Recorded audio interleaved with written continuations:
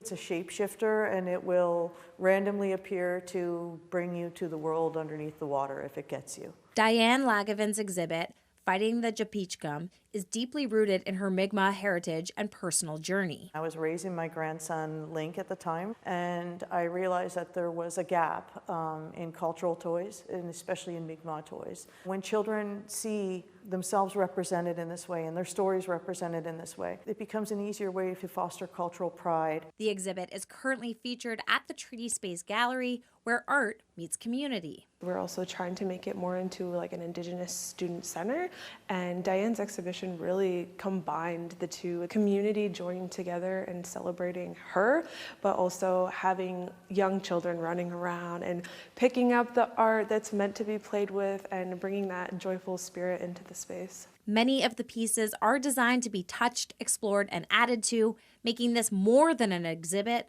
but an evolving expression of shared stories. They all sort of look different, and that's because other artists and makers have worked on them as well in order to bring forward their knowledge and their stories. People can add their own story, and I think that's also an important part, that people have a sense of shared story, and it gives them some agency. That collective experience is what helps preserve Mi'kmaq culture. We're in a time of cultural resurgence and revitalization, and people are able to reconnect, but we can't do that without community. Indigenous knowledge is cumulative, and it's important to be able to have that access. And sometimes when you're affected by colonialism in this way, that I am, for instance, when you're not in community. I was raised in Spryfield, so it becomes more difficult. This exhibit appeals to 4 out of 5 of the senses and is on at the Treaty Space Gallery until June 6th, before it moves over to the Zatzman Sportsplex in Dartmouth